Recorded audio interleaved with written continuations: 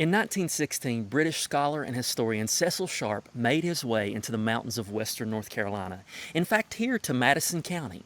See, he was looking for the old ballads. Now, a ballad is a story song, and these songs are hundreds of years old that have been passed down through the oral tradition among different families.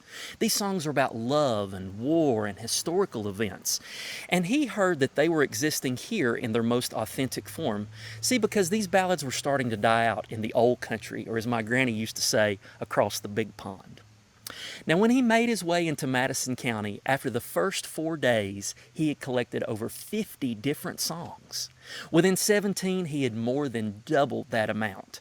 You see, because he said that Madison County was the richest pocket of culture in America. He said why singing was just as natural as talking to most of these folks. Now, the area he came to and discovered a lot of these ballads was called the Laurels, a very secluded region without the railroad and little old dirt paths he was traveling to, just to folks' homes. And he would sit on their porch and he would dictate the words and try to write down the music. In fact, he had an assistant. Her name was Maud Carpelese. And she would write down the music for him, and they worked as a team.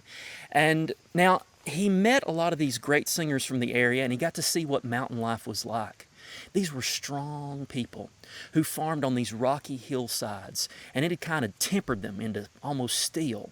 The men worked hard out in these rocky fields, just plowing with an old horse, and the women took care of almost everything, working just as hard as the men, and most of the time even harder. The women were the true heart of the family, I believe, just like my grandmother is for our family. And many times, it's through the female line that these ballads were passed. Now, if you were learning a ballad, you, of course, would sit knee to knee with the other person, and they would sing a verse, and you would sing that verse back. They'd sing the second verse, and you'd have to sing both verses back, and you did that until you got the entire song. They were singing one verse, and you were singing, who knows, maybe even 100. Now, my family came to this area in the late 1700s. And I'm proud to say that Sheila K. Adams is my cousin. Our families moved in here at the same time, and in this little community of Sodom, North Carolina, is where these ballads really, really took off. And there was some great ballad singers in Sodom, people like Kaz Wallen, who would just sing just with this intensity you can't even imagine, or people like Burzill Chandler Wallen, or people like Dellie Chandler Norton. Now, Dellie was probably Sheila's biggest influence when she was young. She was Sheila's great aunt, but Sheila called her lovingly Granny. Now, Sheila learned these great songs and stories and heard the music her entire childhood, just like me. And when she graduated from high school, she made her way to Mars Hill College, and after finishing there, she taught in the public schools for 17 years. She was a wonderful teacher that I got to know when I was in elementary school. I never had her as a teacher, but I sure wish I could have. But Sheila decided that her path truly lied in performing, and that's what she started to do. And she traveled all over the United States, and in fact all over the world, performing these songs and these stories from here in Madison County.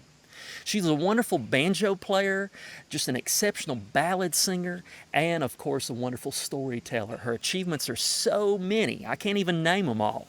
But just to name a few, she's the author of 2 wonderful books, Come Go Home With Me, which is stories from Madison County. Time magazine called it Pure Mountain Magic.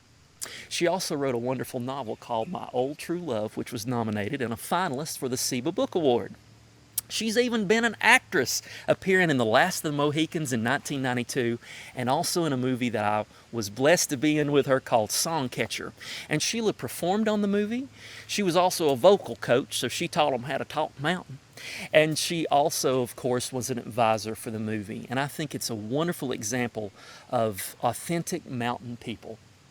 In 2013, she received a National Heritage Fellowship from the National Endowment for the Arts. And in 2016, she received the North Carolina Heritage Award for outstanding contributions in music.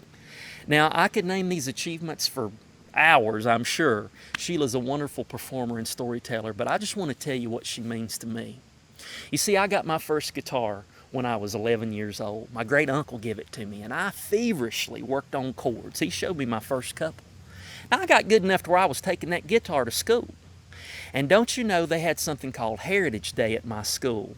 And I'll never forget that Sheila was one of the performers. And when I heard her play and sing, I was so inspired. And I practiced double what I'd been practicing.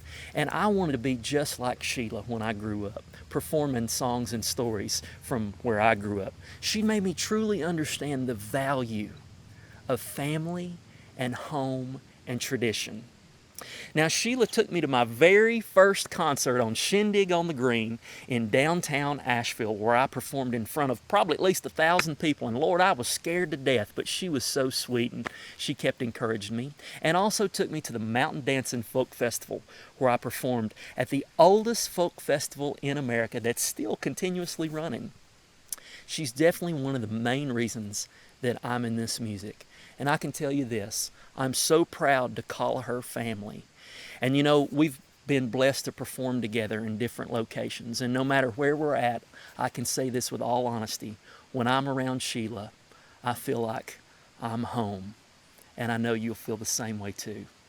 I hope you'll enjoy, and I know you will, this performance by Sheila K. Adams.